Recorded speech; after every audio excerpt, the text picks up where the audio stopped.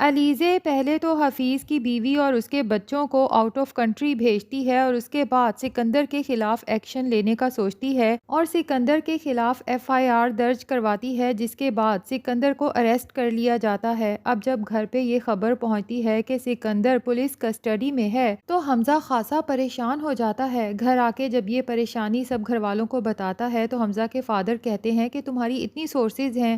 کسی کو کال کرو اور فوراً سکندر کو پولیس کسٹڈی سے باہر لے کر آؤ۔ اب جب حمزہ کال کرتا ہے تو اسے پتہ چلتا ہے کہ سکندر کو پولیس کے حوالے کرنے والا کوئی اور نہیں بلکہ حمزہ کی اپنی بیوی علیزے ہے۔ اب تو حمزہ غصے کے عالم میں علیزے کے پاس آتا ہے اور کہتا ہے کہ یہ حرکت تم نے کی، ٹھیک ہے مجھے اندازہ ہے تم میرے بھائی سکندر کو پسند نہیں کرتی، لیکن جو حرکت تم نے کی ہے اس کی وجہ سے تم نے ہمارے خاندانی ساکھ کو کتنا نقصان پہنچایا ہے، کچھ اندازہ ہے تمہیں؟ علیزے حمزہ کو سمجھاتی ہے کہ تمہارا بھائی بہت سے جرائم میں ملوث ہے اور جب تک اسے سزا نہیں ملے گی وہ ان جرائم سے باز نہیں آئے گا۔ حمزہ کو تو یہ سن کے مزید غصہ آتا ہے کہ اگر ایسا کچھ علیزے کو پتہ بھی تھا تو حمزہ کو اعتماد میں لے کے اسے بتانا چاہیے تھا،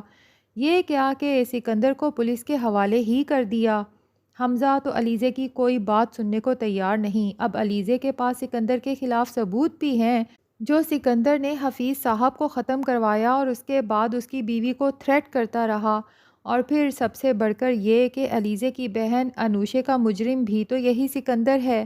لیکن حمزہ علیزے کی کوئی بات سنے تو علیزے اپنی صفائی میں یہ سارے ثبوت پیش کرے۔ ادھر سکندر نے کچھ بندوں کو علیزے کے پیچھے لگا رکھا تھا کہ علیزے کے بارے میں پتہ کرا کے دو کہ آخر یہ کون ہے، کہاں سے آئی ہے اور میرے پیچھے ہاتھ دھو کے کیوں پڑی ہے۔ اب سکندر کے آدمی علیزے کے گھر تک پہنچ جاتے ہیں، گھر کا سارا سامان الٹ پلٹ کرتے ہیں، علیزے کے تمام ڈاکومنٹس پکچرز وغیرہ لے کے وہاں سے چلے جاتے ہیں۔ دوسری طرف علیزے حمزہ کو اپنی صفائی پیش کرنے کی کوشش کرتی ہے، لیکن حمزہ اس قدر غصے میں ہے کہ علیزے سے کہتا ہے کہ مجھ سے بات کرنے کی کوئی ضرورت نہیں اور چلی جاؤ یہاں سے۔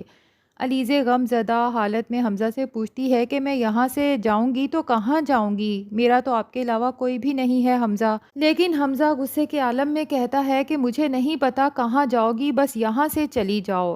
اب لگتا یہی ہے ناظرین کہ جب علیزے یہاں سے اپنے گھر جائے گی اور اپنے گھر کی خراب حالت دیکھے گی اور پھر اسے پتہ چلے گا کہ میرے تمام ڈاکومنٹس اور خاص طور پہ میری امی کی انوشے کی تصویریں بھی غائب ہیں،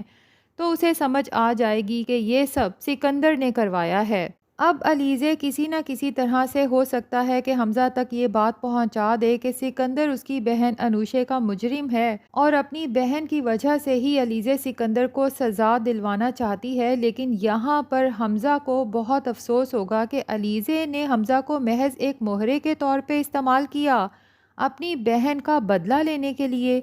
تو ناظرین دیکھتے ہیں کہ آگے چل کے حمزہ کی غلط فہمیاں دور ہوتی ہیں یا پھر حمزہ اور علیزے کا یہ رشتہ ختم ہو جاتا ہے۔ اور ابھی تو حنان اور فریحہ کی سٹوری بھی آگے چل کے انٹرسٹنگ ہونے والی ہے۔ تو ناظرین آپ میں سے کس کس کو انتظار ہے نیکسٹ ایپیسوڈ کا، کمنٹس سیکشن میں ضرور بتائیں۔ ویڈیو پسند آئی ہے تو لائک اور چینل کو سبسکرائب بھی ضرور کر دیں۔